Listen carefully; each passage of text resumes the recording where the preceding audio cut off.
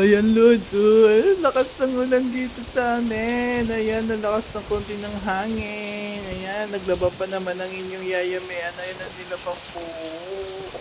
Huwag naman sana lumakas ang hangin kasi wala akong mapaglalagyan ng aking mga nilabahan. Ayan, pag lumakas ang hangin, lagot ang aking mga sinampan. Sayang.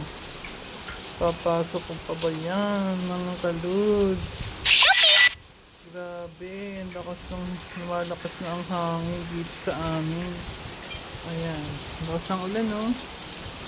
Yung sinampay ko, ayan. Ayan pa. Puno pa tayo ng ulan. Paano na?